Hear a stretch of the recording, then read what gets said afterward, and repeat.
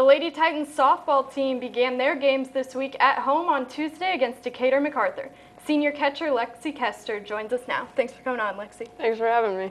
So, looking at the team as a whole, what have been the biggest changes or the biggest adjustments that you guys have had to make since the beginning of the season? Probably since the beginning of the season, it's been a lot of injuries, one after another, and we'd have to cope with all those and move a lot of people around. But I mean, overall, we've done pretty well with changing the positions of everybody. Well, we'll go ahead and see how that takes effect as we run into the highlights here.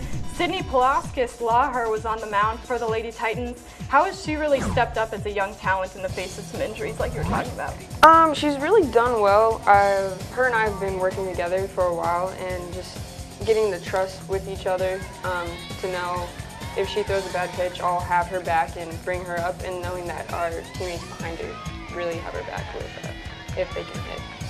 Koester, you started off with a hit and an RBI for Glenwood to lead 1-0 in the first, and then a little later in the first, a slow roller isn't handled by MacArthur and Rachel Sandvos runs home. The lead is up to 2-0. How did you guys capitalize on some early errors like that from the generals? Usually when we see those mistakes, we can usually find each other and get our bats rolling. We usually have more of that energy in the dugout, and just knowing the teams behind us, we get a lot going.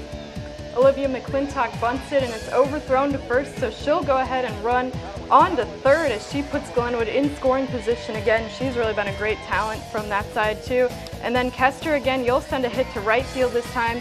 It's dropped and Glenwood scores again. Another RBI for you. How have you individually been improving over the season?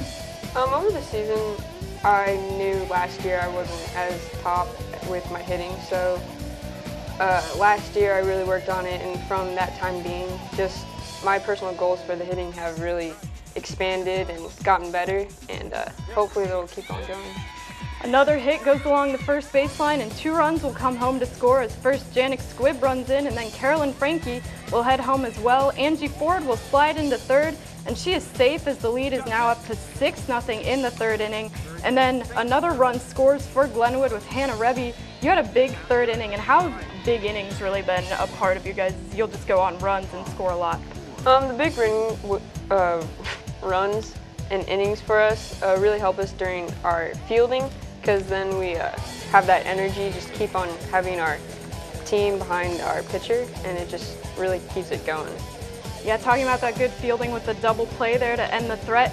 And then Glenwood couldn't quite get the 10-run rule in 5 innings, but they were very close as Rebbe will run home to tack on to the lead for Glenwood. But we'll head to the 6th inning. Janik Squibb up to bat will end it with a hit up the middle. Sandvos will run home as the game ends in mercy rule in the 6th. The Lady Titans improved to 13-7 overall and 10-1 in the CS8 this season as Glenwood takes down Decatur MacArthur. 10-0 the final score.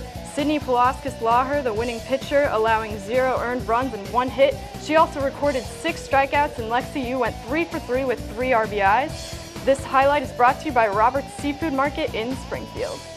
Then on Wednesday, the girls had another solid offensive performance as they traveled to Decatur to play the Generals again. As we take a look at the results, Glenwood won 13-0, and that'll improve their record to 14-7. So Lexy, with less than a month until the end of the regular season, are you guys as a team thinking about the postseason, or are you just trying to take it game by game? Yeah, we're trying to take it game by game. We sometimes get ahead of ourselves looking past the teams, but we know we're not supposed to, and usually we get ourselves back in line and just focusing on the games ahead of us. And what are your personal goals for the rest of the season? Personal goals, right now I'm kind of leading the conference in RBIs, so I'm trying to keep that up and just keep it going.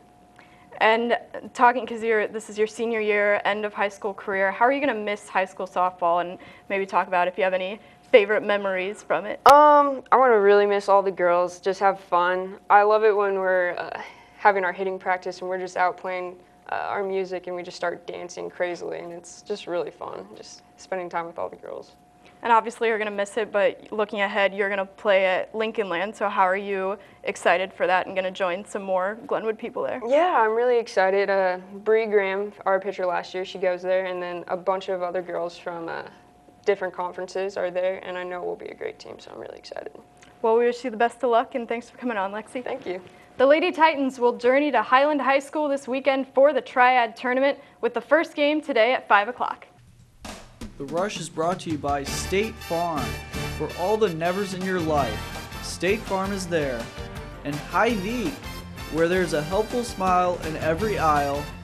And the Chatham Wrestling Club, gtwrestling.com.